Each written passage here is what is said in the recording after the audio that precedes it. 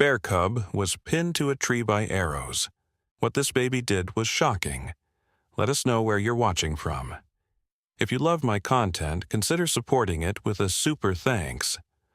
Also, don't forget to like and subscribe. It'll help us to remain in touch with amazing people like you.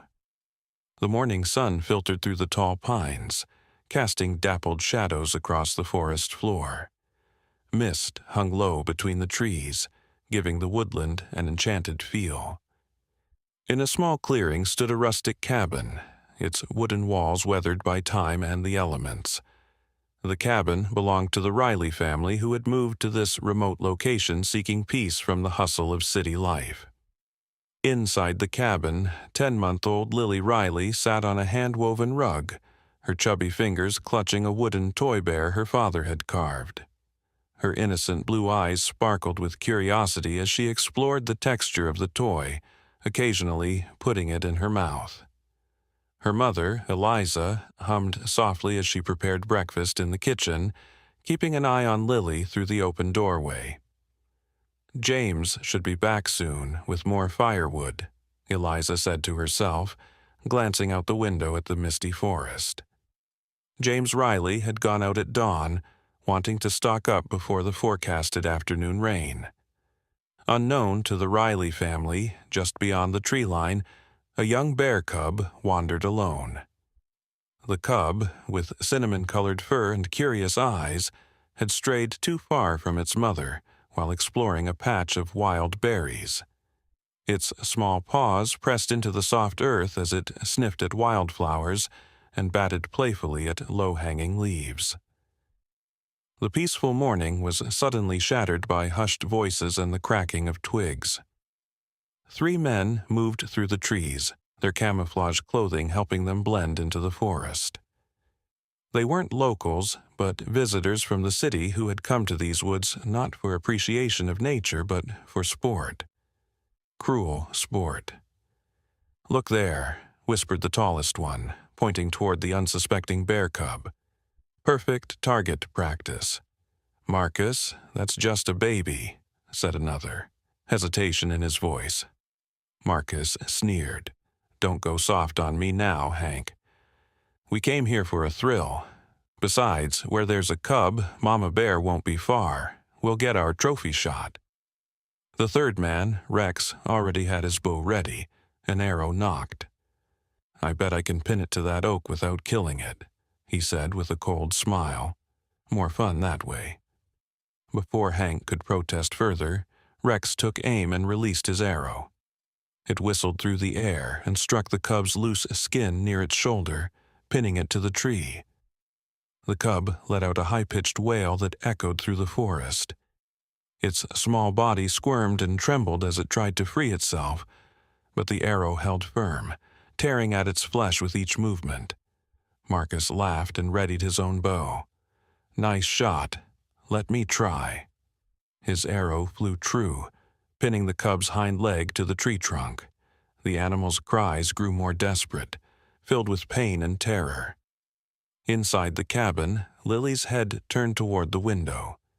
The cub's cries reached her ears, and something in that sound touched her deeply. She dropped her wooden toy and crawled to the window seat, pulling herself up to peer outside. Her little face scrunched in concern as the painful wails continued.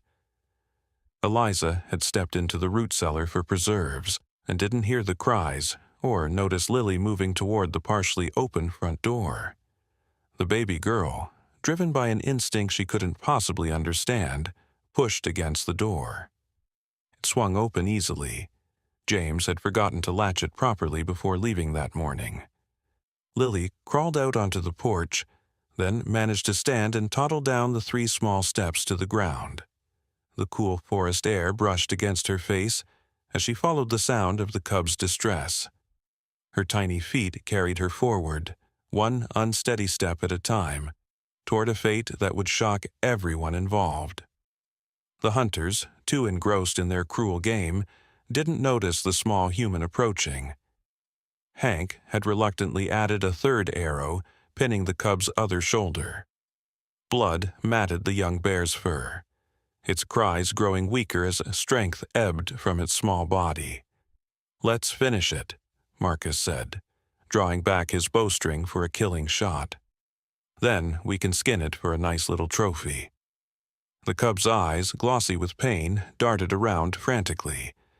It was in these desperate moments that its gaze fell upon a small figure entering the clearing. A human baby in a yellow onesie, tottering toward them with determined, if wobbly, steps. No one could have predicted what would happen next. Marcus drew his bow taut, the arrowhead aimed directly at the cub's heart. The wounded animal's cries had diminished to pitiful whimpers, its strength fading with each drop of blood that stained the forest floor. Rex stood to the side, admiring their handiwork with a cold smile, while Hank shifted uncomfortably, his conscience clearly troubled by their actions. "Wait," Hank suddenly whispered, his eyes widening as he spotted movement at the edge of the clearing. "Look!" The three hunters froze as baby Lily emerged fully into the clearing, her tiny legs carrying her with surprising determination toward the pinned cub. The morning sunlight caught in her wispy blonde hair, creating a halo effect around her innocent face. She wore a look of profound concern that seemed impossible for one so young. "What the hell?" Marcus lowered his bow slightly, genuinely confused by the appearance of a human baby in the middle of the remote forest. "Where did that come from?" Rex's face paled. "There must be parents nearby. We need to get out of here."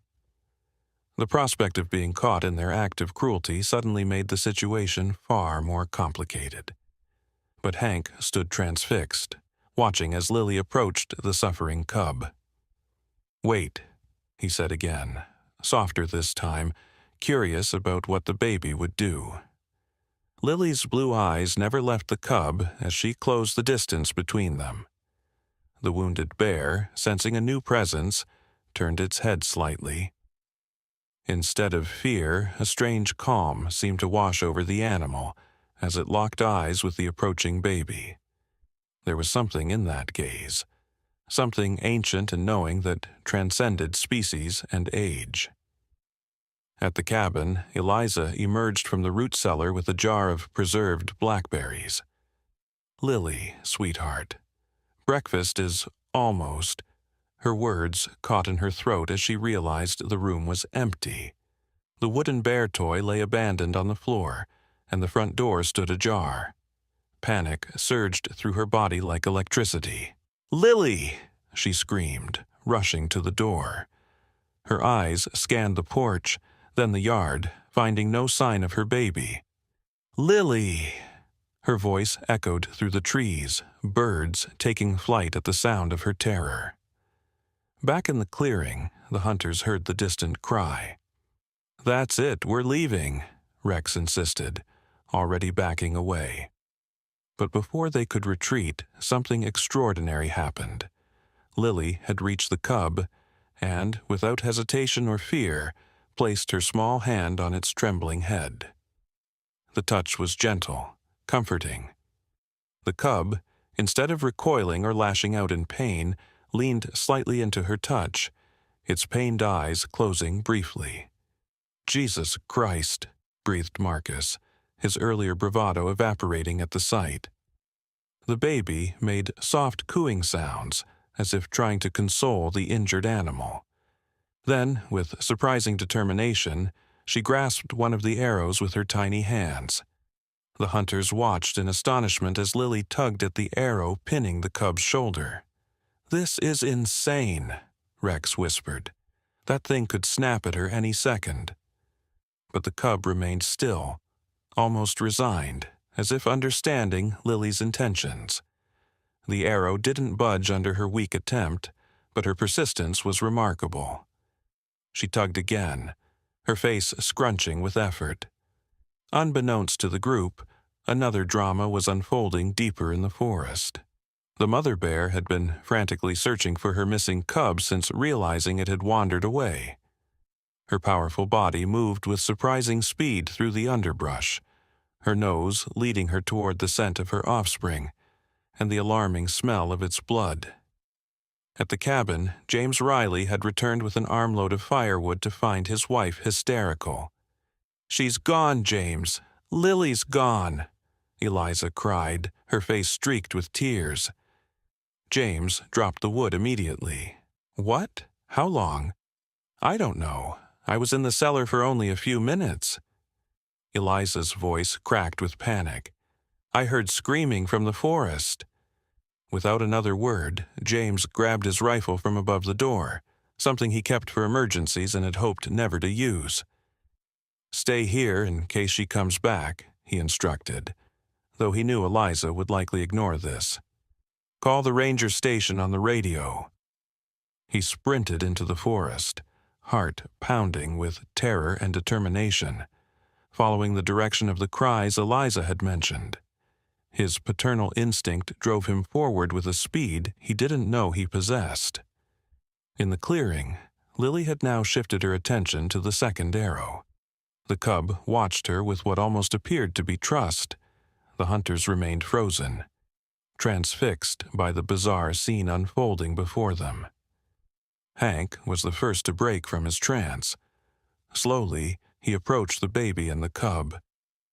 "I can't be part of this," he said quietly. "Look at them. This isn't right." Marcus grabbed his arm. "What are you doing?" "I'm going to help her," Hank replied, shaking off Marcus's grip. "You can leave if you want." As Hank took another step forward, a new sound stopped everyone in their tracks. A deep, rumbling growl that seemed to vibrate the very air around them. From the opposite side of the clearing, the mother bear emerged, her massive form a stark contrast to her cub's vulnerability. Her eyes, dark with fury, took in the scene. Her cub pinned and bleeding, 3 humans with weapons, and strangely, a human cub touching her offspring. The mother bear rose to her hind legs, standing over 6 feet tall, and let out a roar that shook leaves from the nearby trees. "Run!" Rex shouted, turning to flee. Marcus followed immediately, but Hank remained, paralyzed between fear and his newfound determination to right this wrong.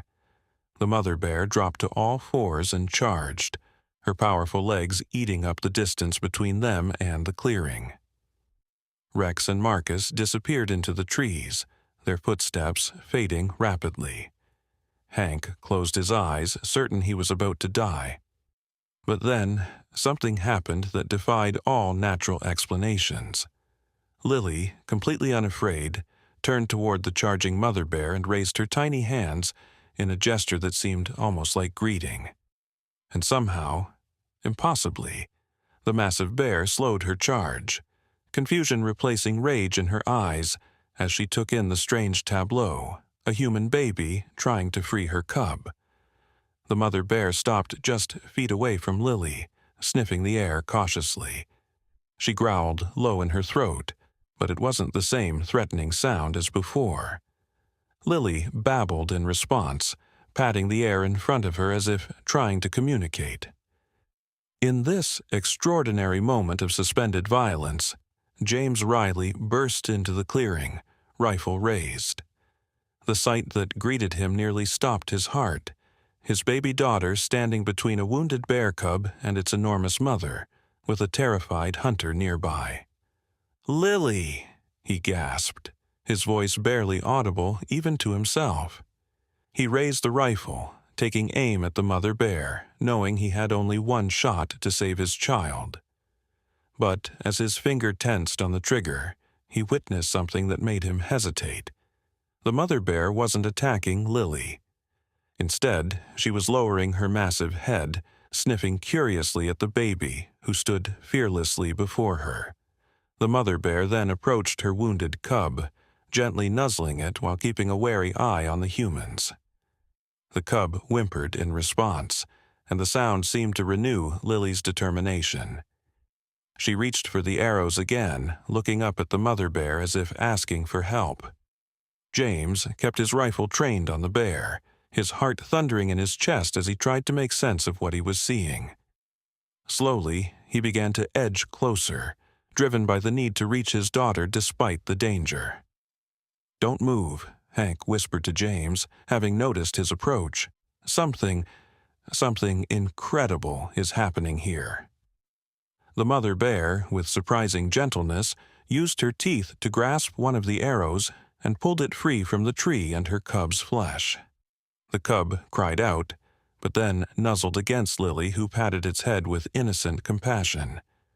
One by one, the mother bear removed the remaining arrows, freeing her wounded offspring. Throughout this process, Lily stood beside the cub, occasionally touching its fur or making soft sounds that seemed to calm both bears. James had now reached the edge of the immediate scene, his rifle still ready, but his mind struggling to process what he was witnessing. As the last arrow came free, the cub collapsed weakly onto the forest floor, bleeding from multiple wounds. Lily, with a determination that seemed beyond her years, placed her small hand on the cub's largest wound and pressed down, as if she somehow understood the need to stop the bleeding. The mother bear watched, still alert, but showing no aggression toward the human child trying to help her baby. "I need to get to my daughter," James whispered to Hank, desperation in his voice. Hank nodded, still pale with fear. I think it's okay." The bear could have attacked by now if it was going to. "What happened here?" James demanded, his voice low and tense. Shame washed over Hank's face. My friends and I, we did this. We pinned the cub for sport. Your daughter, she just appeared and tried to help it." James's expression hardened with disgust, but his focus remained on Lily. "I'm going to approach slowly," he said. "If the bear charges, run and distract it." Hank nodded, though they both knew such a plan would likely end in James's death if the bear chose to protect her cub from further human interference. James took a cautious step forward, then another.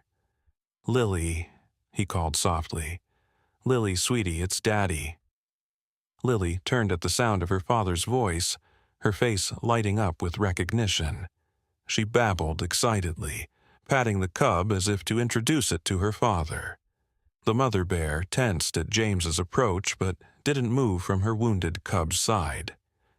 It was at this moment that Eliza arrived at the clearing's edge, gasping at the scene before her. "James!" she cried out involuntarily. The mother bear's head snapped toward the new voice, and for a terrible moment, everything hung in the balance. Then, something even more unexpected happened. The wounded bear cub let out a pitiful cry, drawing its mother's attention back. The sound seemed to remind the mother bear of the priority. Her injured offspring needed help, and somehow the tiny human was helping. A tense silence fell over the clearing as James inched closer to Lily, his movements painfully slow and deliberate. The mother bear watched him with intelligent eyes that seemed to be assessing his intentions. Eliza remained frozen at the edge of the clearing, her maternal instinct screaming at her to rush to her child, but her rational mind keeping her rooted in place. "That's it, Lily," James whispered, now just a few feet away from his daughter. "Stay still, sweetheart." The cub's breathing had become labored, its wounds still bleeding despite Lily's small hand pressing against them. The mother bear nudged her offspring gently, making soft grunting sounds that carried unmistakable concern. From the direction that Marcus and Rex had fled came new sounds. Voices calling, branches breaking. Hank tensed, recognizing the approach of forest rangers. Someone, perhaps Marcus or Rex, had alerted them. "Help is coming," Hank said quietly. "For the cub, I mean." The mother bear's ears twitched at the new sounds, her body tensing again. She seemed torn between staying with her wounded cub and fleeing from more humans. It was in this moment that Lily did something that left everyone breathless. She removed her hand from the cub's wound and tottered over to the mother bear without hesitation. Before James could lunge forward to stop her, Lily had placed her tiny hand on the mother bear's massive paw. The huge animal went completely still, her eyes fixed on the small human child who showed no fear. Lily babbled softly, patting the bear's paw as if to reassure her.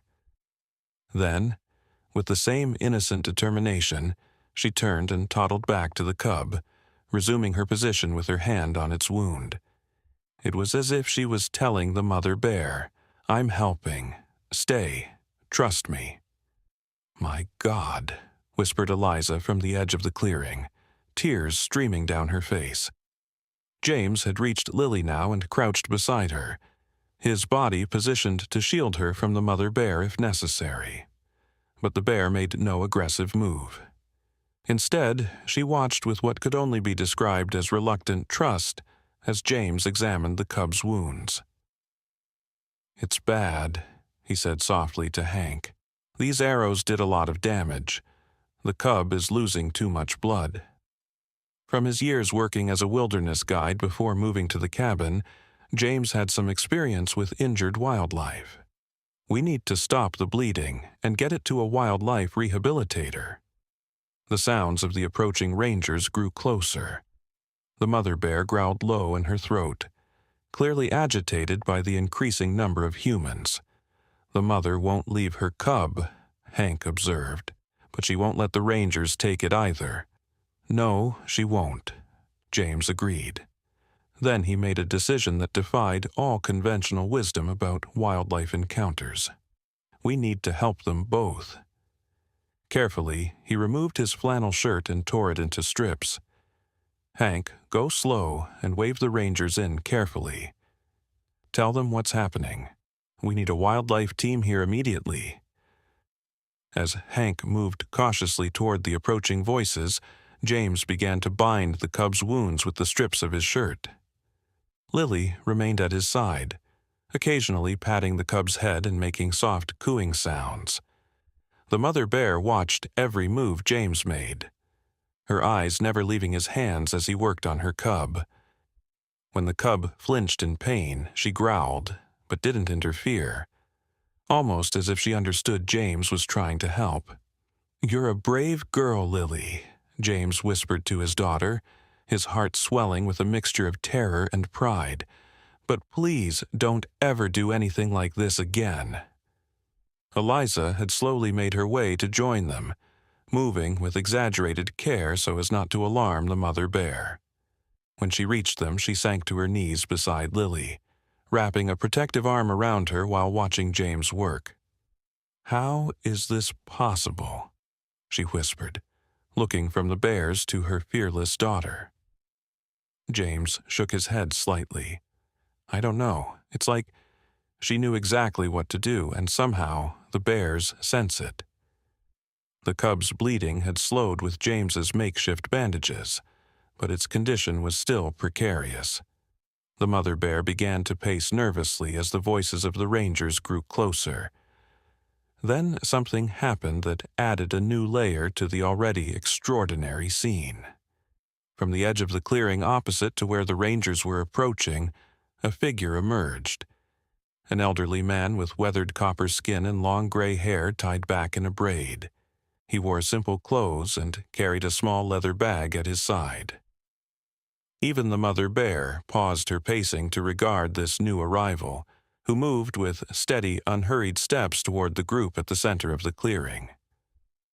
"Joseph," James breathed in recognition. Joseph Eagle Feather was from the Native American community that lived deeper in the forest. The Riley family had met him shortly after moving to the cabin when he'd come to welcome them to the area, explaining that their cabin stood on land that had once belonged to his people. Joseph took in the scene with calm, knowing eyes. "I heard the cries," he said simply as he approached, "both the bears and your wife's." He knelt beside the injured cub, examining James's bandaging work with an approving nod. Then his gaze shifted to Lily, who stared back at him with curious eyes. "This little one," Joseph said softly, "she has the old gift." Gift?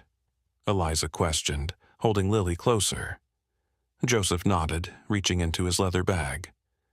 The seeing heart, the ability to speak without words to our brothers and sisters of the forest. He removed a small clay pot and a bundle of dried herbs. It is rare now, even among my people.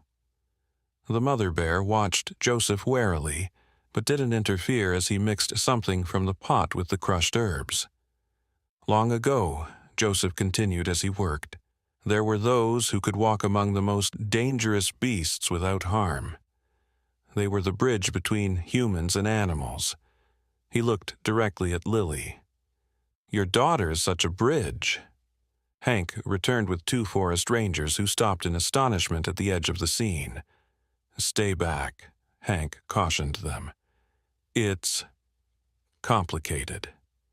Joseph applied his mixture to the cub's wounds after gently removing James's bandages.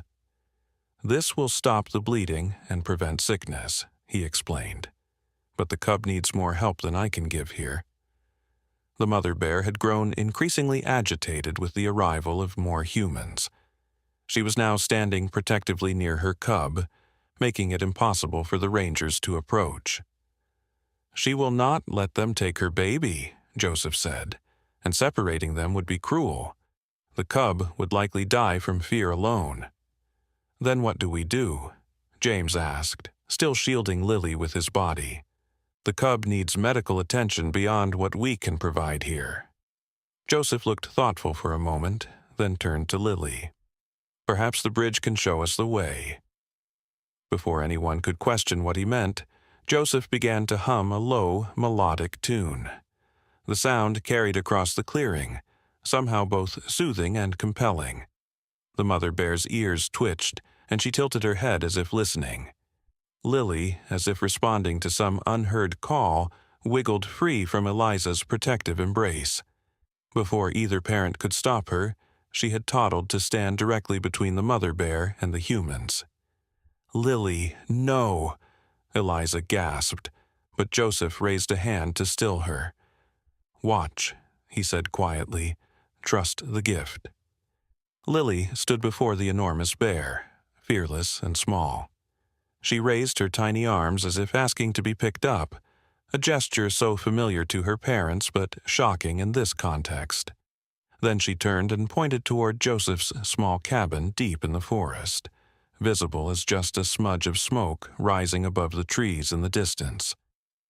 The mother bear lowered her massive head until her nose was level with Lily's face. The baby reached out and touched the bear's muzzle gently, babbling in her own language.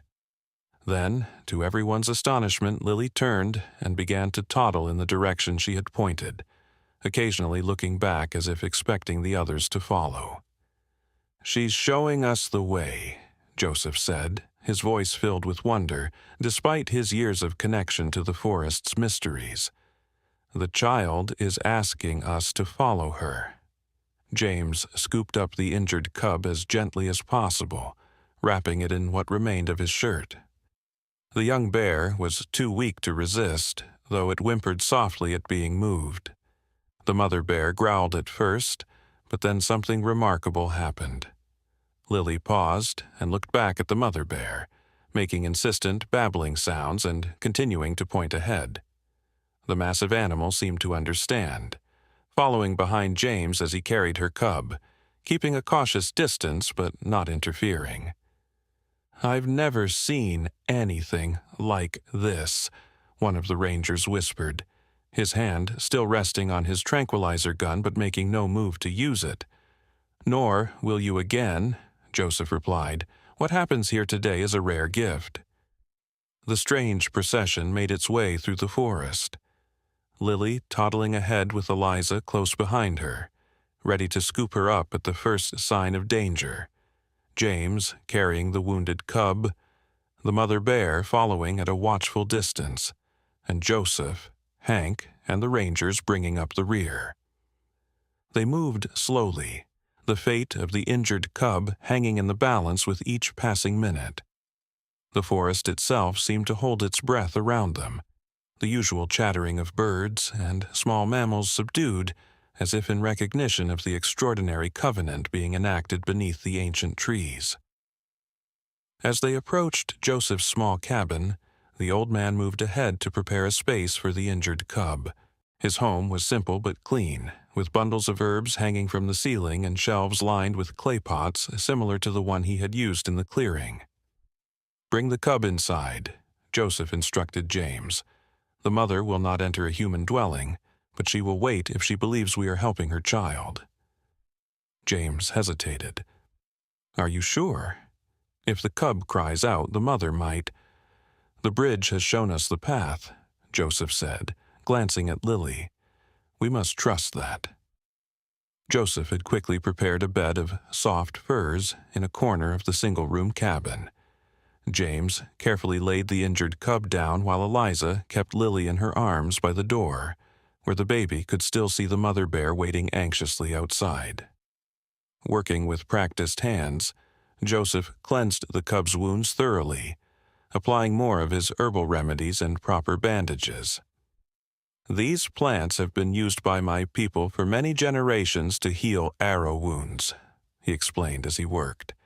"Before the white man came with guns, arrows were the way of hunting and war. We learned which plants could draw out poison and close-torn flesh." The mother bear paced outside, occasionally rising on her hind legs to peer through the cabin's windows. Each time she did, Lily would babble and wave at her, which seemed to reassure the anxious animal. Hank and the rangers remained outside, maintaining a respectful distance from both the cabin and the mother bear. The sun had climbed higher in the sky, burning away the morning mist and casting the forest in warm, dappled light. "The cub will live," Joseph finally announced after nearly an hour of careful work. "But it will need many days of rest and care before it can return to the forest." "How will that be possible?" Eliza asked, still holding Lily close. "The mother won't leave without her cub, but we can't keep a wild bear near human habitation for that long." "It's too dangerous." Joseph nodded thoughtfully. "In the old days, my grandfather told stories of injured animals being cared for in special healing lodges deep in the forest, where they could rest safely until they were strong enough to return to their lives." "Do such places still exist?" James asked. "Not as they once did," Joseph admitted. "But I have a place, a small shelter near the hot springs where the soil is warm even in winter.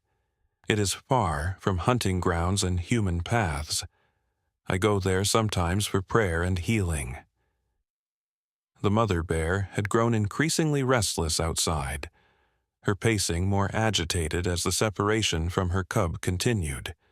Suddenly, she let out a roar that shook the cabin's windows.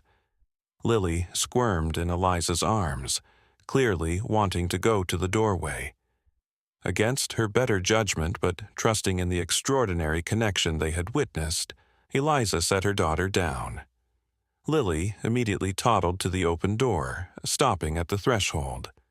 The mother bear was just outside, her massive form blocking much of the light. When she saw Lily, she lowered her head slightly, making a softer grunting sound. Lily babbled back, patting the air between them. "She's telling her that her baby is going to be okay," Joseph said softly, "in her own way." "How can you know that?" Hank asked from where he stood with the rangers. Joseph smiled slightly. "Because I still remember a little of the old language, the one that needs no words." The next few hours were unlike anything any of them had experienced before.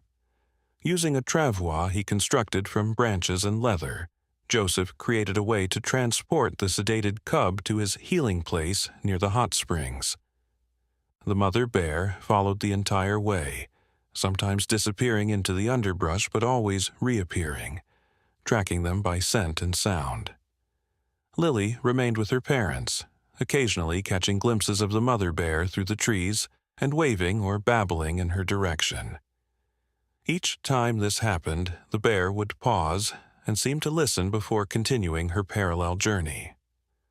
The healing place turned out to be a small, well-constructed lean-to built against a natural rock formation. Steam rose from small vents in the ground nearby, creating a perpetually warm and humid environment. Joseph explained that the minerals in the steam had healing properties, which was why he had chosen this location. "Here, the cub can recover in safety," he said as he carefully arranged a bed of soft grasses inside the shelter. "I will stay with it for the first night to ensure the wound does not fester." "And the mother?" James asked, glancing at the massive bear who watched them from a respectful distance, her powerful body tense but her behavior remarkably restrained. "She will remain close," Joseph said, "but not too close. She knows we are helping, not harming." "Because of Lily," Eliza said, looking down at her daughter who was now sleepy after the long trek through the forest. Joseph nodded. "The gift shows itself differently in each generation. In your daughter, it manifests as a pure connection, untouched by doubt or fear. As she grows, she may lose some of this directness as the world teaches her caution and separation. Or she may become something very special indeed." As they prepared to leave the cub in Joseph's care, Lily insisted on saying goodbye. With her parents watching nervously, she approached the sedated cub and gently patted its head before placing a baby kiss on its ear. The gesture was so tender, so innocent, that even the hardened rangers looked away, moved by the simple compassion. The mother bear, watching from just beyond the small clearing, made a soft huffing sound. Lily turned toward her and waved. To everyone's amazement, the mother bear raised one massive paw and moved it from side to side, a gesture that unmistakably mirrored Lily's wave. "I've never seen anything like that," one of the rangers whispered. "Bears don't wave." "They do to Lily," James said, his voice filled with wonder and a father's pride. As they made their way back toward the cabin, leaving Joseph to tend to the cub under the watchful eye of its mother, Hank approached James and Eliza. "I need to apologize," he said, his face etched with shame. "What we did, what I was part of, was cruel and senseless. I'll be turning myself in to the Rangers for poaching and animal cruelty." "What about your friends?" Eliza asked, her tone cool. Hank's expression hardened. "They ran, but I'll give their names to the authorities. They need to face consequences too." The Rangers had already taken statements from everyone and documented the incident. They confirmed that charges would be filed against all 3 hunters, though they acknowledged that Hank's decision to stay and help would likely be taken into consideration. As they reached the Riley cabin, the sun was beginning to set, casting long shadows through the trees. Lily had fallen asleep in her mother's arms, exhausted by the day's events. Her small face was peaceful, one hand still clutching a tuft of bear fur she had collected during her extraordinary encounter. "What happens now?" Eliza asked quietly as she laid Lily in her crib. James stood beside her, watching their daughter sleep.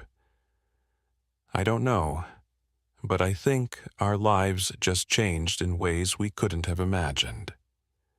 Outside, in the gathering dusk, a shadow moved at the edge of the clearing. The mother bear, who had followed them all the way back to ensure her cub's savior returned home safely.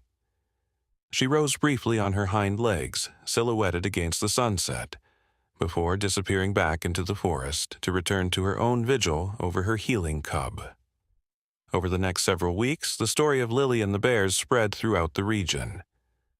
Local newspapers picked up the tale, though most dismissed it as exaggeration. Few could believe that a baby had intervened in such a dangerous situation with such extraordinary results. Joseph visited the Riley cabin regularly, bringing news of the cub's recovery. "He grows stronger each day," he reported. "The mother comes to the healing place every evening, and the cub greets her through the shelter walls.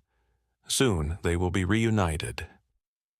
Lily would always grow excited at these updates, babbling and pointing to the wooden bear toy her father had carved, as if making the connection between it and the real cub she had helped save.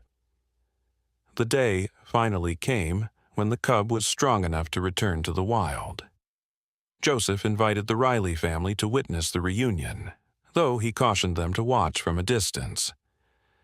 "The mother has shown remarkable restraint," he explained, "but she is still a wild bear with protective instincts."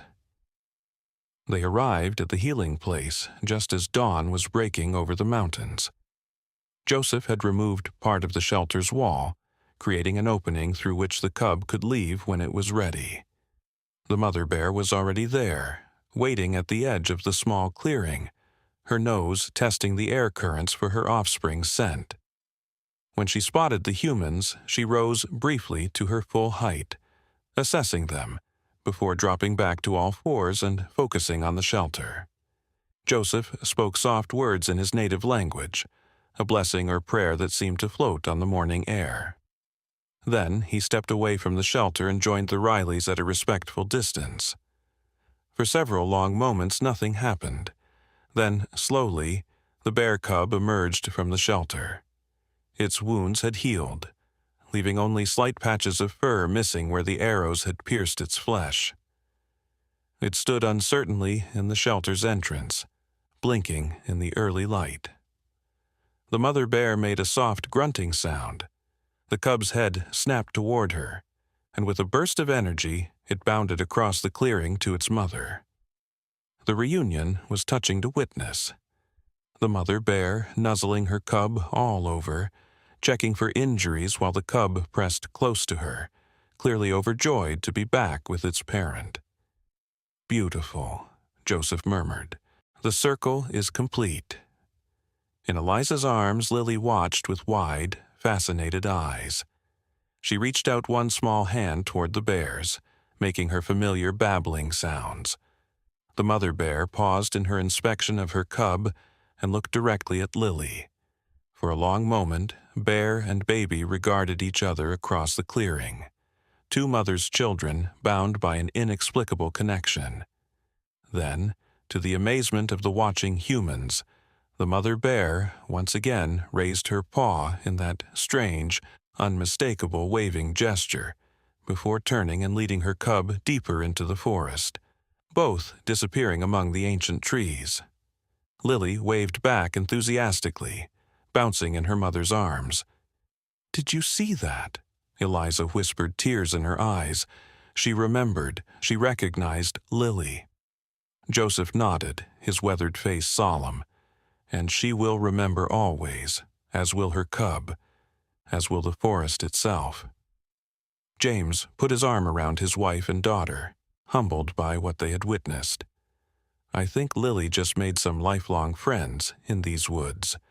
"More than friends," Joseph corrected gently. "Family of a different kind. The boundaries we see between species are sometimes more fluid than we believe." He looked at Lily with profound respect. "Your daughter reminds us of this ancient truth." As they made their way back to the cabin, the forest seemed different somehow, more alive, more aware. Birds sang more sweetly, and the dappled sunlight through the canopy created patterns that seemed almost like messages written in light and shadow. Lily fell asleep on the journey home, her small face peaceful, one hand still raised as if waving to unseen friends among the trees. "What does this mean for her future?" Eliza asked quietly as they walked. "This gift Joseph speaks of?" "I don't know," James admitted. "But I think our job is to protect it, to let it grow naturally without forcing it one way or another." Joseph, walking slightly ahead of them, looked back with a smile. "The gift comes with responsibility, for her and for you as her parents. The animals will know her now. They will seek her out when they need help, and she will feel called to respond." "Is that safe?" Eliza asked, concern evident in her voice. "Safer than you might think," Joseph replied. Those with the true gift are protected in ways we cannot always see or understand. He gestured to the forest around them. She has made allies here today that will watch over her for many years to come. As they reached the edge of the clearing where their cabin stood, a flash of movement caught their attention. A young fox paused at the tree line, regarding them with intelligent eyes before dipping its head in what could only be described as a bow. Then it, too, vanished into the underbrush. "See?" Joseph said softly. "The word spreads already. The one who speaks without words. The one who bridges worlds." He touched Lily's sleeping head gently. "The one with the seeing heart." In her sleep, Lily smiled, as if hearing and understanding everything, as if her dreams were filled with running alongside her forest friends, free and fearless under the ancient trees, her heart speaking a language as old as the world itself. 3 months passed since the extraordinary day when Lily had bridged the gap between humans and bears. Summer had given way to early autumn, painting the forest in vibrant reds and golds. The Riley cabin looked different now. James had built a secure fence around the property, not to keep the wildlife out but to keep their increasingly mobile daughter in. Lily, now 13 months old, had mastered walking and was constantly trying to toddle off into the woods at every opportunity. "She's drawn to it," Eliza remarked one crisp morning as she watched Lily pressing her face against the fence pickets, staring into the forest with longing. "It's like she hears something calling her." James nodded, sipping his coffee on the porch. "Joseph says it's normal for those with the gift. The forest speaks to them." The incident with the bears had changed their lives in unexpected ways. The story had indeed spread, though most dismissed it as an exaggeration. However, it had caught the attention of a wildlife researcher from the State University, Dr. Miranda Chen, who had reached out asking to interview the family. She was studying unusual human-animal interactions and had been intrigued by the ranger reports. "Are you sure about this meeting today?" Eliza asked, glancing at her husband. "What if she thinks we're crazy? Or worse, what if she wants to turn Lily into some kind of research subject?" James put his arm around her shoulders. "Joseph says doctor. Chen is respectful. She's worked with indigenous communities before and understands there are things science hasn't fully explained." He kissed Eliza's forehead. "Besides, we can always ask her to leave if we're uncomfortable." As if on cue, the sound of a vehicle approaching came from the dirt road that led to their cabin. Lily immediately turned from the fence, her eyes bright with excitement at the prospect of visitors. Dr. Chen's SUV pulled up beside the cabin. She was a petite woman with short black hair streaked with premature gray and wire-rimmed glasses that gave her an owlish appearance. Despite the academic credentials that hung around her neck on a lanyard, there was something approachable about her as she climbed out of her vehicle, a leather satchel slung over her shoulder. "Mr. and Mrs. Riley," she called, waving as she approached. "I'm Miranda Chen. Thank you for agreeing to meet with me." As introductions were made, Lily watched the newcomer with unusual intensity. When Dr. Chen knelt to greet her, Lily didn't respond with her typical baby babble. Instead, she reached out and touched the woman's face with serious concentration, as if reading something written there. "Well, hello to you too, Lily," Dr. Chen said with a warm laugh.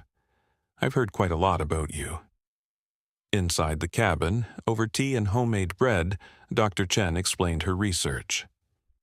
"I'm studying what we call interspecies empathic phenomena. Essentially, unusual connections between humans and wild animals that defy conventional scientific explanation."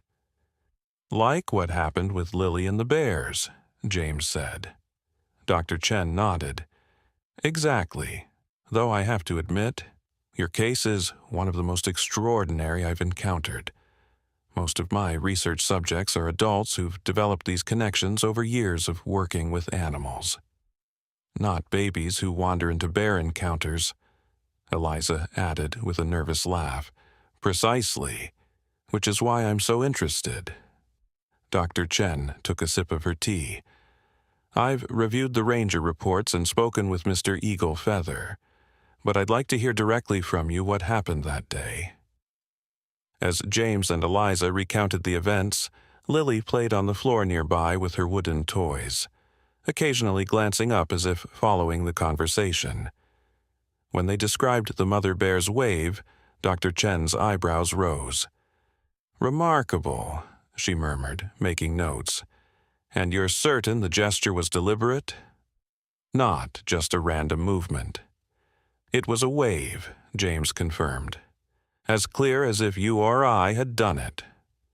Dr. Chen looked thoughtful. There have been documented cases of great apes using human gestures after prolonged exposure to humans, but a wild bear doing so spontaneously. She trailed off, writing something else in her notebook. Joseph, Mr. Eagle Feather, says Lily has what his people call the seeing heart, Eliza ventured. He says it's a gift that appears sometimes in certain individuals. Yes, many indigenous cultures have terms for this phenomenon, Dr. Chen agreed. The Inuit have a concept called umajuk, those who can speak with animals. In parts of Africa, they're called beast whisperers. Science has been slow to investigate these claims, but my research suggests there may be neurological and physiological markers associated with these abilities. Lily had lost interest in her toys and was now staring out the window, making soft sounds that weren't quite words. Has she displayed any other unusual behaviors with animals since the bear incident? Dr. Chen asked. James and Eliza exchanged glances. Well, James began, there was the fox I mentioned that seemed to bow to her. And lately, birds have been landing unusually close when she's outside. They don't seem afraid of her. And the ravens, Eliza added. There's a pair that visits our yard almost daily. They've left small objects for her. A shiny stone, a blue feather, once even a lost earring that must have belonged to a hiker. Dr. Chen leaned forward, clearly intrigued. Gift-giving behavior in corvids is documented, but usually only with humans who feed them regularly. Do you feed these ravens? No, James replied.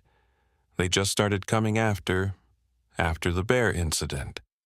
Suddenly, Lily stood up and pointed urgently at the window, making insistent sounds. All three adults turned to look. Outside, at the edge of the forest beyond the fence, stood Joseph Eagle Feather, and beside him was something that made Dr. Chen gasp, the mother bear and her cub, now much larger than it had been 3 months ago. My God, Dr. Chen whispered, reaching for her camera. Is this normal? No, James said, already moving toward the door. They've never come this close to the cabin before. Lily was practically bouncing with excitement, trying to pull herself up to the door handle. Wait, Dr. Chen said sharply. Let me join you, but please, move slowly. Avoid direct eye contact with the bear and keep Lily secure. Outside, Joseph raised a hand in greeting. He stood calmly, seemingly untroubled by the massive bear at his side. The cub, now more of a juvenile, was exploring the edge of the clearing, but stayed close to its mother. Joseph, James called softly as they stepped onto the porch. Is everything okay? Yes, the old man replied, but we bring news and a warning.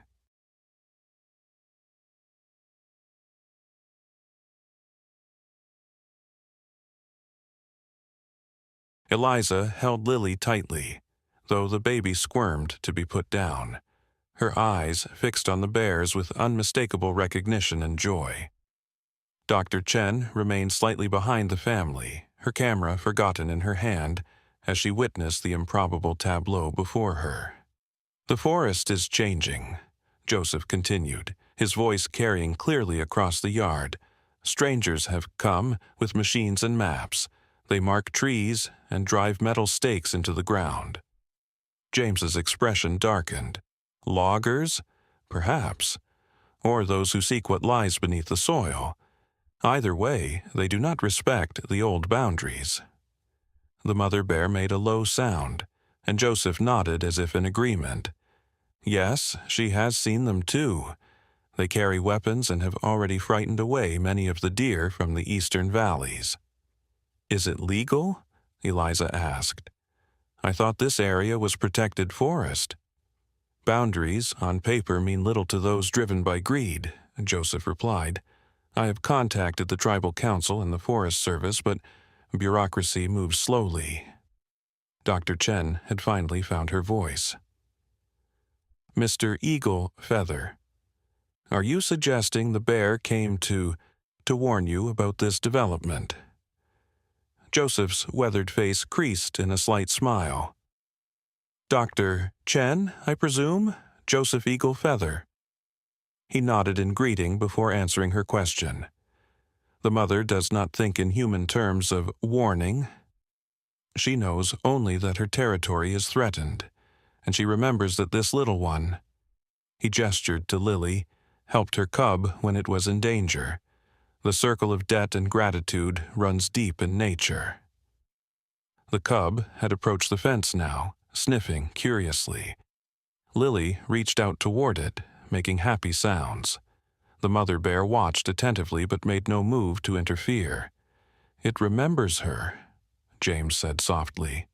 Of course, Joseph replied. Bears have excellent memories, especially for those who have shown them kindness or cruelty.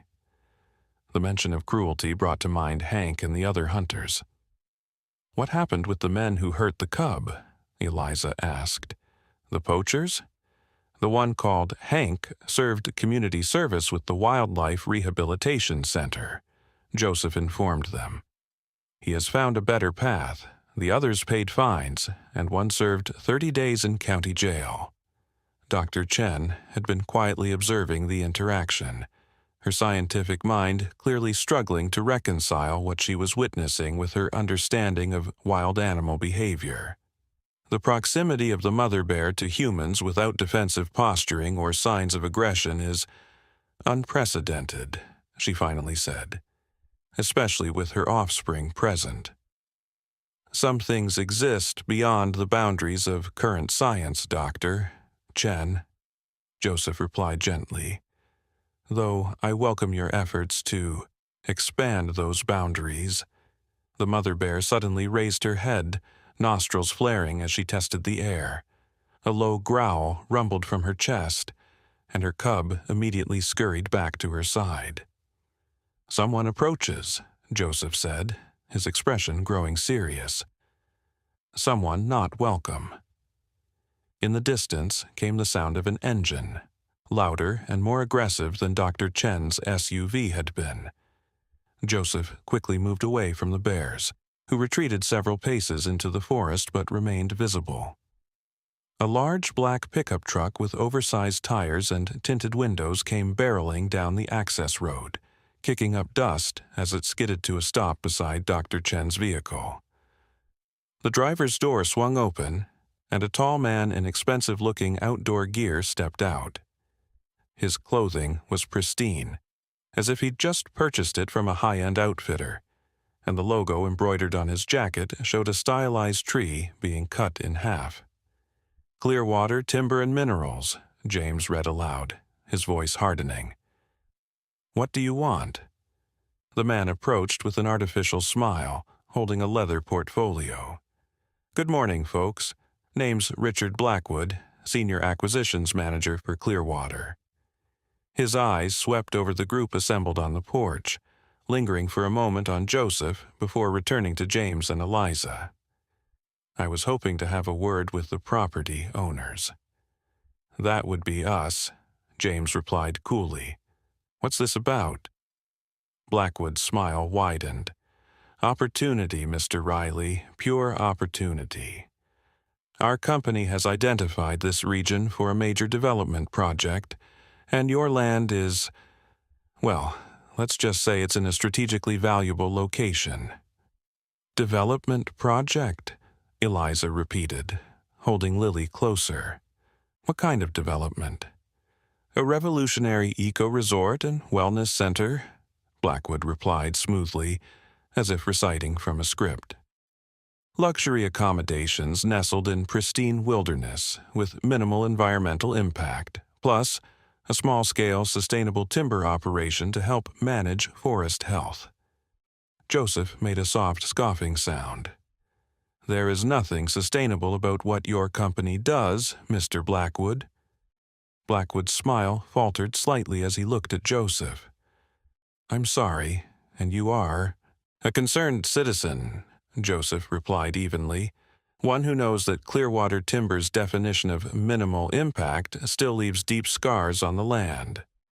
Blackwood cleared his throat uncomfortably before turning his attention back to James and Eliza. As I was saying, we're prepared to make a very generous offer for your property. More than generous, actually. He opened his portfolio and extracted a document, holding it out. Take a look at the figure on the bottom line. James didn't reach for the paper. We're not interested in selling. You might want to at least look at the offer before. We're not interested, Eliza repeated firmly. This is our home. Blackwood's friendly demeanor began to slip. I understand your attachment to the place, but you should know that Clearwater has already secured options on most of the surrounding parcels. This development is moving forward with or without your participation. Then it'll have to be without, James said. The mother bear chose that moment to emerge fully from the forest edge, rising to her full height on her hind legs. From this position she was an imposing sight, over 6 feet tall with powerful limbs and a massive head. Blackwood's face drained of color. Is that a... He stumbled backward, nearly falling. Jesus Christ, there's a bear! Dr. Chen couldn't suppress a small smile. Very observant, Mr. Blackwood. That's Ursus arctos horribilis, a grizzly bear. A mother with her juvenile cub, to be precise. What the hell is it doing here? Blackwood demanded, his voice rising in pitch as he continued to back toward his truck. Aren't you people concerned? Joseph's expression remained serene. She lives here, Mr. Blackwood. This has been bear territory for thousands of years, long before it was marked on your company's maps as a development opportunity. The mother bear dropped back to all fours and took a few steps forward, her gaze fixed on Blackwood. Her cub stayed close behind her, peeking around her massive form with curious eyes. Get in your truck, Mr. Blackwood, James advised calmly. Move slowly, don't run, and don't come back to our property without an invitation. Blackwood needed no further encouragement. He backed all the way to his vehicle, fumbled with the door handle, and practically threw himself inside. The truck's engine roared to life, and he executed a hasty 3-point turn before speeding back down the access road, gravel flying from his tires. Once the sound of his engine had faded, Joseph chuckled softly. I believe the mother found a good way to communicate her feelings about Clearwater Timber's plans. Dr. Chen was shaking her head in amazement. The timing of that appearance, it was almost as if she understood exactly what was happening. Joseph finished for her. Perhaps she did, in her way. Lily had been unusually quiet during the confrontation, but now she squirmed in Eliza's arms again, pointing toward the bears and making urgent sounds. I think she wants to say hello, Eliza said, looking uncertainly at Joseph. Is it safe? Joseph considered for a moment. The mother has shown remarkable restraint around humans since the day your daughter helped her cub. But she is still a wild bear with a wild bear's instincts. He thought for another moment. Bring Lily to the fence, no closer, and let us see what happens. With James at her side, Eliza carried Lily to the fence line. The mother bear watched their approach, her posture alert but not aggressive. The cub, showing less caution, bounded right up to the fence. Lily reached through the pickets, her small fingers just inches from the cub's nose. The young bear sniffed curiously, then made a soft huffing sound that seemed almost like a greeting. "Extraordinary," Dr. Chen whispered, now recording the interaction on her phone. The cub displays none of the fear responses typical of wild bears encountering humans at close range. "They're not strangers," Joseph said simply. "They are family of a sort." The mother bear approached the fence now, moving with deliberate caution. She stopped just short of where Lily's hand protruded through the pickets. For a long moment, bear and baby regarded each other, and something unspoken seemed to pass between them. Then, once again, the mother bear raised her paw in that strange, unmistakable waving gesture. Lily squealed with delight and waved back enthusiastically. "I can't believe what I'm seeing," Dr. Chen murmured. "This defies everything we understand about ursine behavior." Joseph smiled. "Perhaps it is time to revise what you understand, Doctor." The moment was interrupted by the distant sound of more vehicles approaching. The mother bear immediately tensed, and with a soft grunt to her cub, both retreated back toward the forest edge, though they didn't disappear entirely. "More company," James said, frowning toward the access road. 2 Forest Service trucks came into view, followed by a tribal police vehicle. The small convoy pulled up in front of the cabin, and several uniformed officers emerged. "Mr. Eagle Feather," the tribal officer greeted Joseph with respect. "We got your message about the boundary markers." One of the Forest Service rangers stepped forward. "We've been tracking Clearwater's activities for weeks. They've been operating right on the edge of their permitted area, and we suspect they've been crossing onto protected land under cover of darkness." "The man from Clearwater was just here," James informed them. "Blackwood, I think he said his name was. Tried to pressure us into selling our land." The tribal officer's expression darkened. "Richard Blackwood has a reputation. His company has been cited multiple times for violations on tribal land in other states." "What exactly are they looking for here?" Eliza asked. "He mentioned timber, but—" "Minerals," Joseph said grimly. "Copper, primarily. Their eco-resort is merely cover for a mining operation." Dr. Chen joined the conversation. "If they're planning a copper mine, the environmental impact would be devastating for this watershed. The acid drainage alone could poison the entire ecosystem." The Forest Service ranger nodded. "Which is why we need your help, Doctor." "Chen, we understand you're here studying wildlife behavior, but your expertise in environmental impact assessment would be valuable for building our case against Clearwater." "Of course," Dr. Chen agreed immediately. "I'd be happy to lend my assistance." The tribal officer turned to James and Eliza. "Mr. and Mrs. Riley, your property may become central to this dispute. Clearwater will likely increase pressure on you to sell. They've used some questionable tactics in the past." "What kind of tactics?" James asked, a protective edge in his voice. "Nothing openly illegal, usually. Just harassment, constant visitors, noise at night, convenient accidents that make living in targeted properties uncomfortable." Eliza held Lily closer. "They wouldn't dare." "They might," the officer said honestly. "Money is a powerful motivator, and there's a lot of it in copper mining." From the forest edge came a low, rumbling growl. All heads turned to see the mother bear still watching the proceedings, her powerful form partially hidden among the trees, but her presence unmistakable. The forest ranger stared. "Is that the grizzly sow from the report? The one involved in the incident with your daughter?" James nodded. She and her cub have been visiting occasionally. Without showing aggression, the ranger seemed incredulous. That's highly unusual behavior. Dr. Chen stepped forward.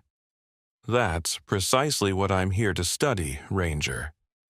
The unique interspecies dynamics that have developed between the Riley family, particularly their daughter, and these bears, represents an unprecedented opportunity for wildlife behavior research.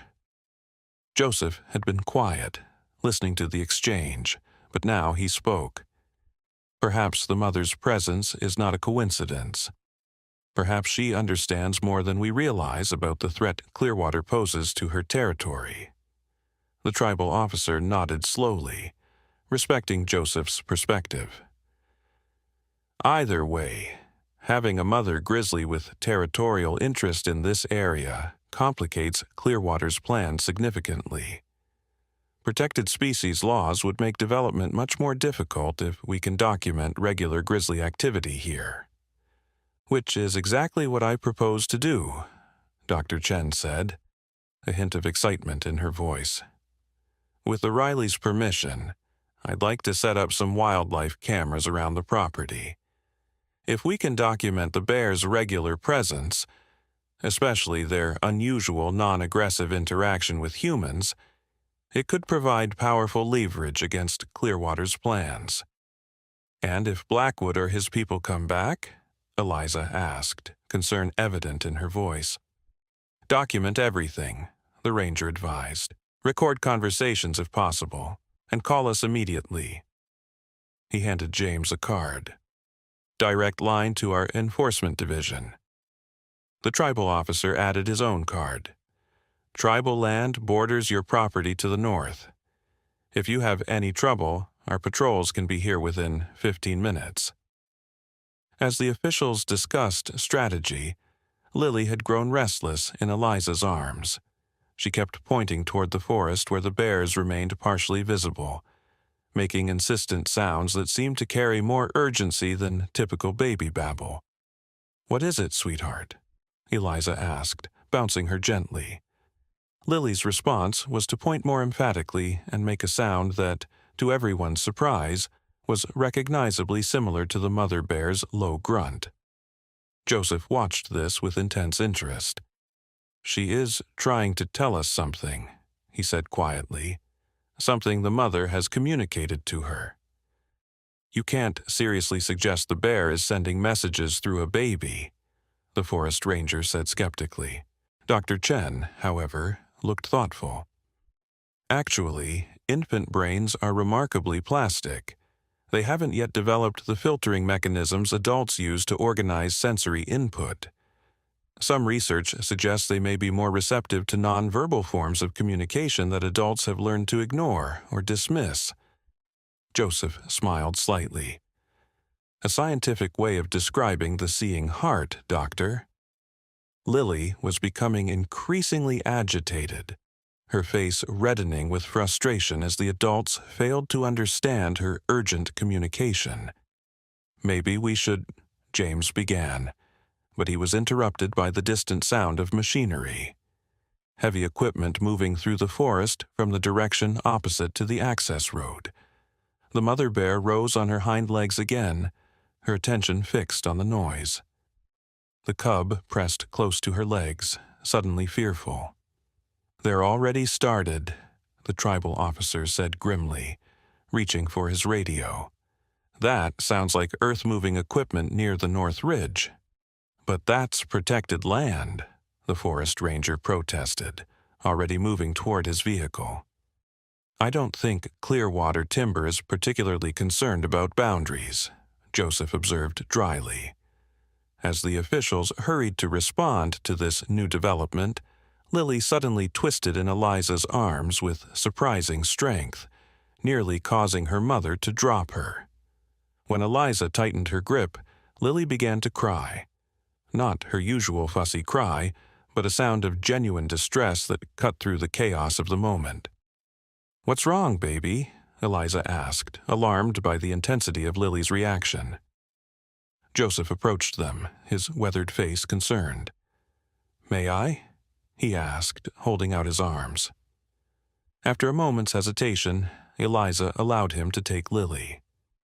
The old man held the baby with practiced ease, looking into her eyes with serious attention.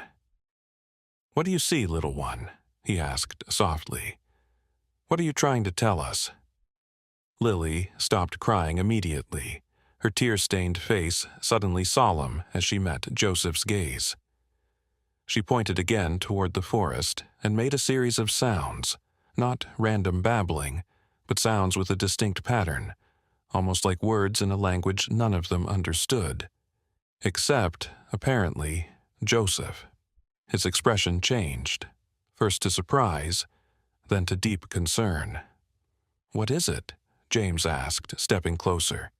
"Can you understand her?" "Not exactly," Joseph replied, "but I recognize patterns. The old language sometimes comes through in fragments." He looked toward the mother bear, who was now pacing anxiously at the forest's edge. "The mother is trying to tell us something through Lily, something urgent." Dr. Chen looked torn between scientific skepticism and the undeniable strangeness of what was unfolding before her. What is she trying to communicate? Joseph listened as Lily made the sounds again, then closed his eyes briefly. "Danger," he finally said, "but not just from the machines. Something else, something worse." He opened his eyes, his expression troubled. "Fire?" As if confirming his interpretation, the mother bear let out a roar that echoed through the clearing. She rose once more on her hind legs, her powerful form silhouetted against the forest, before dropping down and hurrying her cub deeper into the woods. "Fire?" James repeated, alarm spreading across his face. "But there's no—" He was interrupted by the forest ranger, who was jogging back from his vehicle, radio in hand. "Just got word from dispatch. Clearwater's equipment threw sparks that caught in the dry underbrush on the north ridge. With this wind, it's spreading fast." Eliza gasped, instinctively reaching for Lily, who Joseph gently returned to her arms. "How far away?" "Less than 2 miles and moving this direction," the ranger replied grimly. "We need to evacuate, now." The peaceful autumn day had suddenly transformed into a nightmare scenario. The forest that had seemed so welcoming, so alive with wonder, was now potentially their greatest threat. "Get what you need, quickly," the ranger instructed. "We have maybe 30 minutes before the fire reaches this clearing." As James and Eliza rushed inside to gather essentials, Dr. Chen began loading her research equipment into her vehicle. The tribal officer was on his radio, coordinating with emergency services. Joseph remained on the porch, his gaze fixed on the horizon, where a faint smudge of smoke was now visible against the blue sky. His weathered face held an expression of deep sadness and resignation. "You knew," James said as he emerged from the cabin with a hastily packed bag. "Somehow, you knew this was coming." Joseph nodded slowly. "The signs have been there. The forest has been too dry, the animals too restless, and Clearwater's greed knows no bounds." He sighed heavily, "But I did not expect it so soon." Eliza appeared with Lily and another bag. "We're ready," she announced, though her voice trembled slightly. The ranger was directing everyone toward the vehicles when Lily suddenly began crying again, the same distressed wail they had heard before. She twisted in Eliza's arms, reaching desperately toward the forest. "Lily, please," Eliza begged, struggling to hold her increasingly agitated daughter. "We have to go." Joseph stepped closer, studying Lily's face intently. "She is not afraid for herself," he said quietly. "She fears for others." "The bears?" James asked. Joseph shook his head slightly. "Not just them. There is more." Dr. Chen, who had been loading the last of her equipment, suddenly called out, "Look, at the forest edge." They all turned to see a remarkable sight. The mother bear had reappeared, but she wasn't alone. Behind her, emerging cautiously from the trees, came a procession of forest wildlife. Deer with their fawns, a pair of foxes, several raccoons, and even a small bobcat. They moved with visible anxiety, some casting glances back toward the north where smoke was now thickening. "My God," the forest ranger breathed. "They're evacuating too. The fire must be spreading faster than we thought." Joseph's expression was grim. "These are just the first. More will come, seeking escape." He turned to the ranger. "The southern fire break, is it still maintained?" The ranger nodded. "Forest Service cleared it this spring. It should hold if the wind doesn't shift." "Then that is where they will go," Joseph said, gesturing to the animals. "The old migration route to the river valley runs along that break." Lily had stopped struggling and was watching the procession of animals with solemn attention. The mother bear paused at the edge of the clearing, rising once more to her hind legs as if surveying the scene. Her cub stayed close, visibly frightened by the smell of smoke that was now detectable even to human noses. Then, to everyone's amazement, the mother bear looked directly at Lily and made a series of grunting sounds. The baby responded with similar vocalizations, an impossible conversation unfolding before their astonished eyes. "What in God's name?" the ranger muttered. Joseph's expression was one of wonder, despite the dire circumstances.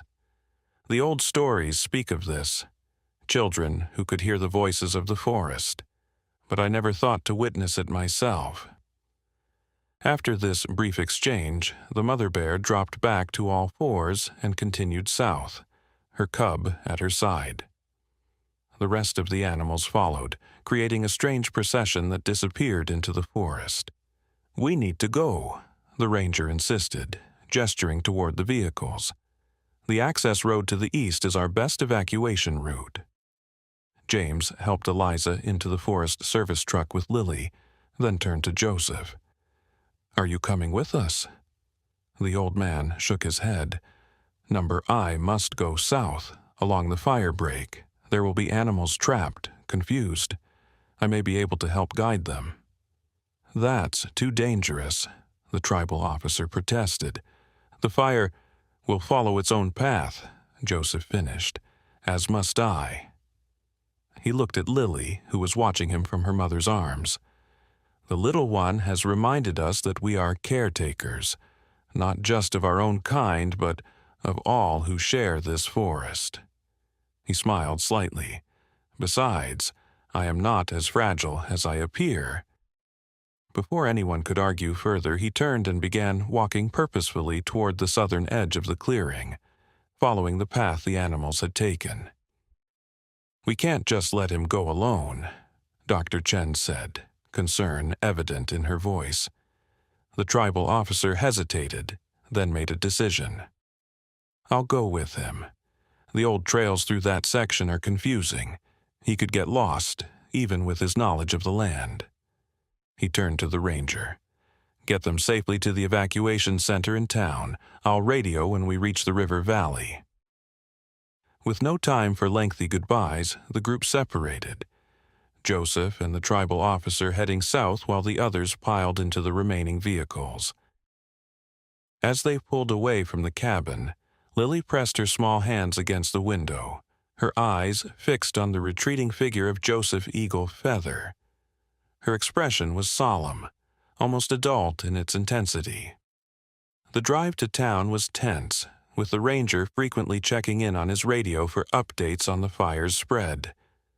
The smoke was visible now as a dark smudge spreading across the northern sky, and emergency vehicles passed them heading toward the blaze. At the evacuation center, a high school gymnasium in the nearest town, chaos reigned as other families from remote properties arrived seeking information and safety. James and Eliza found a quiet corner where they could set up a makeshift bed for Lily using blankets provided by volunteers. "What will happen to our home?" Eliza asked quietly as they watched Lily, who had finally fallen into an exhausted sleep. James put his arm around her shoulders. I don't know, but we'll face it together, whatever comes. Dr. Chen joined them, having set up her laptop at a nearby table. I've been reviewing the footage I captured today, she said, her voice reflecting both scientific excitement and human concern. What happened with Lily and that bear? I've never seen anything like it in all my years of research. Joseph called it the seeing heart, Eliza said softly, stroking Lily's hair as she slept. He said it's a gift that appears sometimes in certain people. Whatever it is, Dr. Chen replied, it's remarkable. The level of interspecies communication she displayed goes beyond anything documented in scientific literature. A commotion near the entrance to the gymnasium drew their attention. The tribal officer had arrived, his uniform smudged with soot, but his expression triumphant. James hurried to meet him. Joseph? Is he? He's fine, the officer assured him. Currently helping the wildlife authorities set up a temporary sanctuary for displaced animals in the river valley. He shook his head in wonder. I've never seen anything like it.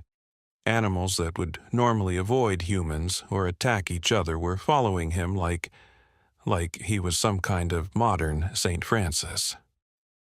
And the fire? Eliza asked, joining them with Lily still asleep in her arms. The officer's expression grew more serious. It jumped part of the northern containment line, but they're holding it at the ridge. Your cabin is in the path, though. I'm sorry. The news hit hard, though it wasn't unexpected. James nodded slowly, accepting the reality of their situation. What about Clearwater? Their equipment started this mess. Already under investigation, the officer replied with grim satisfaction. And not just for the fire. We found evidence they were operating well outside their permitted area, and initial water samples show contamination from their test drilling. He smiled slightly. They'll be facing federal charges by morning. A small victory, perhaps, in the face of their personal loss, but it offered some measure of justice. As they discussed next steps, Lily stirred in Eliza's arms, her eyes opening slowly. Instead of the confusion or fear one might expect from a baby waking in strange surroundings, Lily seemed perfectly calm. She looked around the gymnasium with curious eyes, then pointed toward the large double doors that led outside. What is it, sweetheart?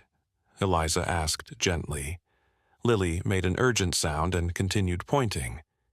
Something in her demeanor compelled them to investigate. Let's see what she wants, James suggested, leading the way toward the doors. Outside, the evening sky was tinted orange from the distant fire, and the air smelled faintly of smoke. The evacuation center's parking lot was filled with vehicles, and emergency personnel hurried back and forth with supplies and information. Lily became more excited as they stepped outside, squirming in Eliza's arms and babbling insistently. I don't understand, baby, Eliza said, her exhaustion evident. What are you trying to tell us? And then they saw it. At the far edge of the parking lot, partially hidden in the shadows between two large emergency vehicles, stood the mother bear. Her cub was beside her, both looking somewhat bedraggled but unharmed. Oh my God, Dr. Chen whispered, instinctively stepping closer to James and Eliza. They followed you here. That's over 15 miles from your cabin. The tribal officer had reached for his radio but paused, watching the extraordinary scene unfold. The mother bear made no aggressive moves. Instead, she seemed to be waiting, her intelligent eyes fixed on Lily. She's come for a reason, James said quietly. This isn't random. Lily was practically bouncing in Eliza's arms now, making soft cooing sounds that sounded eerily like the bear's own vocalizations. We should alert animal control, the officer said uncertainly. A bear this close to town is dangerous, regardless of its past behavior. Wait, Dr. Chen urged. "Look at her body language. She's not displaying any pre-aggressive posturing. She's calm, deliberate." As they watched, the mother bear raised her massive paw in that now familiar waving gesture.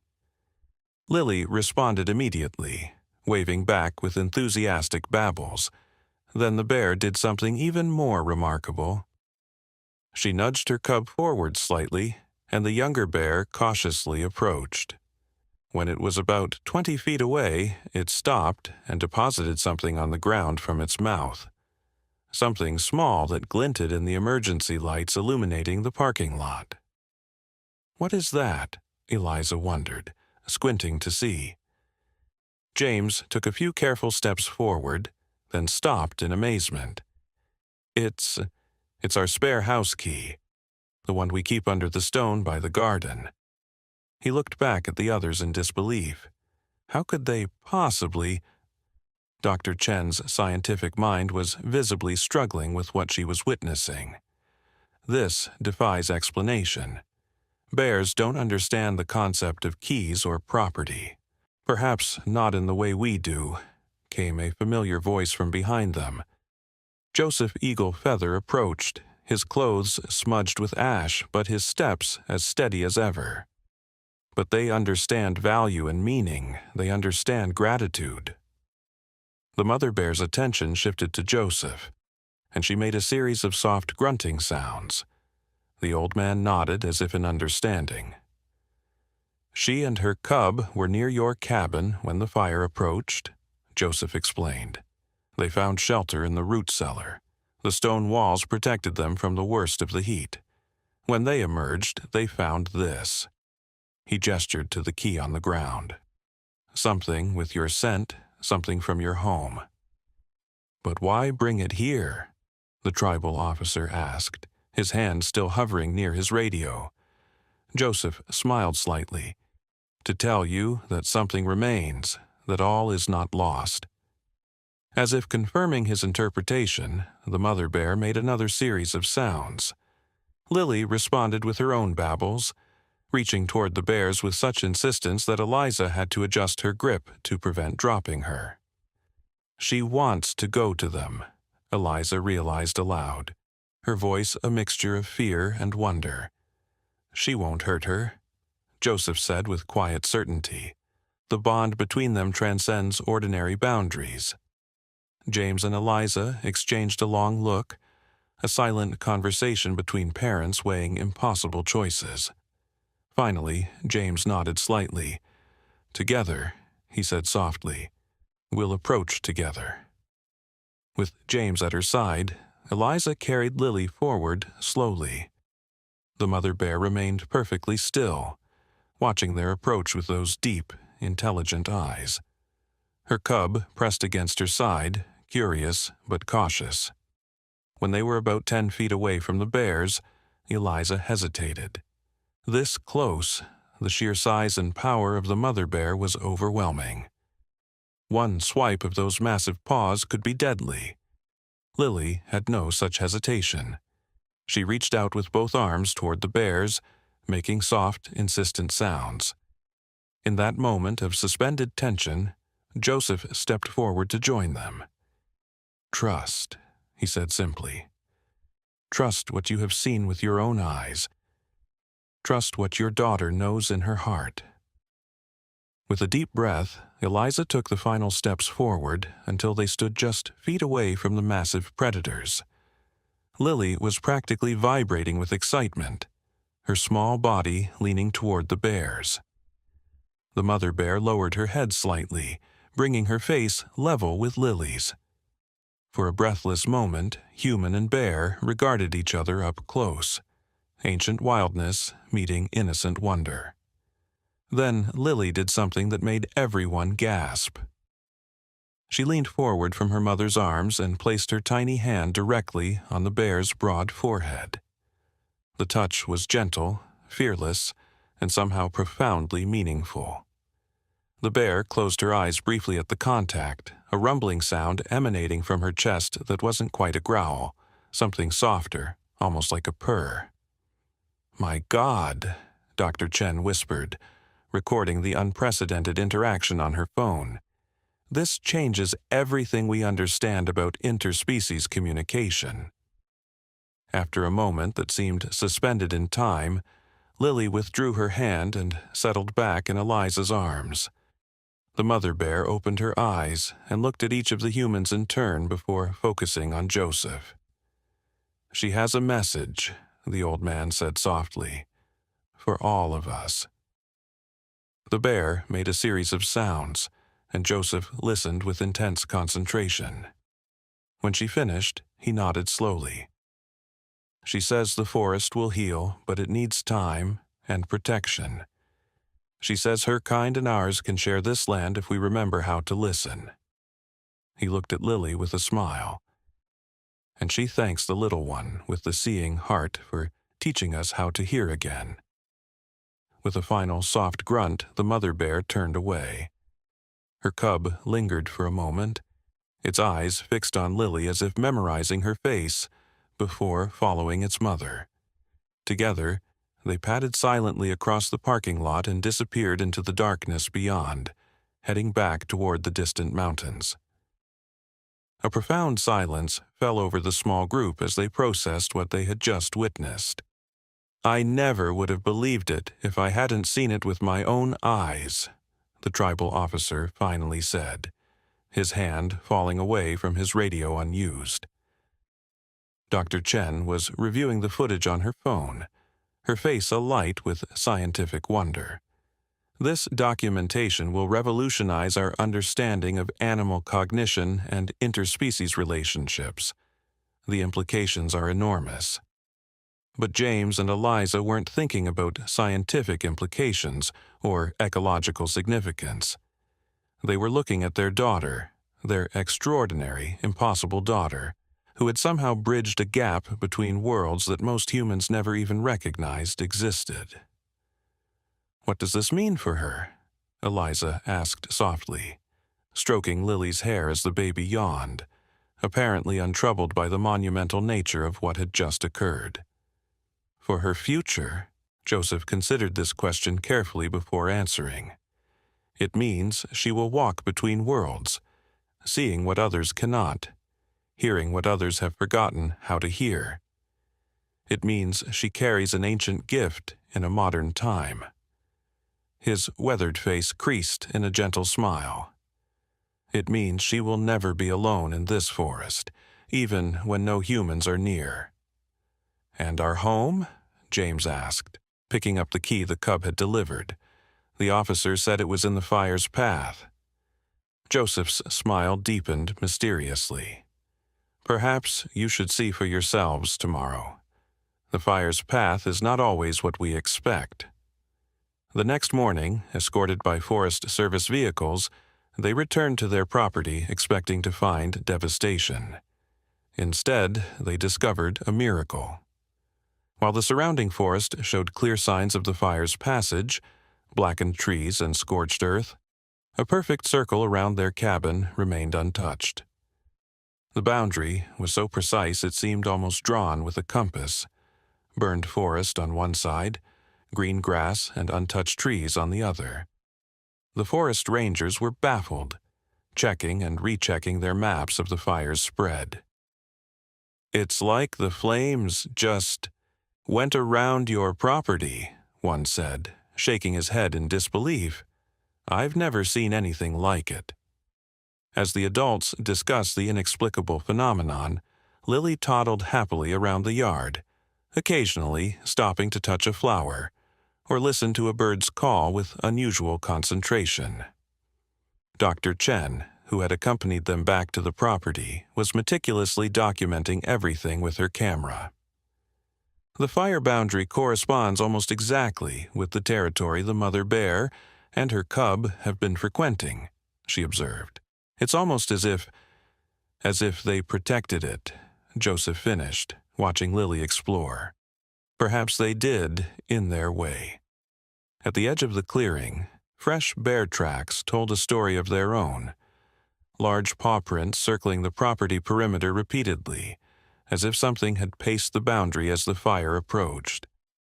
Life gradually returned to a semblance of normalcy in the weeks that followed. Clearwater Timber faced multiple federal charges and eventually abandoned their development plans entirely. The forest began its slow recovery, with new growth already appearing amidst the burn scars. Dr. Chen established a research station nearby to study the unique wildlife dynamics of the area, particularly focused on the extraordinary relationship between Lily and the forest's inhabitants. Her initial papers on the subject, though cautiously worded, caused a sensation in the scientific community. Joseph became a frequent visitor to the Riley cabin, sharing his knowledge of the forest and its ways with Lily as she grew. Under his guidance, her gift flourished, not diminishing as she developed language and other human skills, but deepening, becoming more refined. The mother bear and her cub returned to their wild ways, rarely approaching the cabin directly, but often visible at the forest's edge, especially when Lily was playing outside. Sometimes the mother would rise on her hind legs and wave, and Lily would always wave back, laughing with delight. On Lily's second birthday, James built her a special chair that sat on the cabin's porch, facing the forest. Carved into its back was a simple image, a child and a bear, paw and hand touching across the space between their worlds. That evening, as twilight painted the sky in shades of lavender and gold, the Rileys sat on the porch enjoying the peaceful end to the day. Lily, in her special chair, babbling happily to the forest, as if in conversation with unseen friends. From the deepening shadows at the tree line came a response, a soft, rumbling sound that carried clearly across the clearing. Lily clapped her hands in recognition and waved enthusiastically toward the sound. "What does she say?" Eliza asked softly, having learned to trust these mysterious exchanges. Lily, whose vocabulary was growing daily, turned to her mother with eyes that somehow held both the innocence of childhood and the ancient wisdom Joseph had recognized from the beginning. "Family," she said clearly, pointing toward the forest where the silhouettes of the mother bear and her now adolescent cub were just visible in the gathering dusk. "All family." James and Eliza exchanged glances, understanding now that their decision to build a life in this remote forest had led to something far more profound than they could have imagined. Their daughter would indeed walk between worlds, but she would do so with the fierce protection of the forest itself, and with the love of a family that extended far beyond the boundaries of species or human understanding. As darkness fell, the bears melted back into the forest, and stars appeared one by one in the clear night sky. Lily finally allowed herself to be carried inside to bed, her small face peaceful with the absolute certainty that she belonged exactly where she was, at the threshold between worlds, with her heart open to the ancient voices most had forgotten how to hear. And in the forest beyond, the mother bear settled into her den with her growing cub, equally certain of the strange but unbreakable bond forged in a moment of compassion between species. A bond that had changed not only their lives, but the very meaning of family in this small corner of the wild world. Some called it a miracle, others a scientific anomaly. Joseph Eagle Feather simply called it the way things were always meant to be.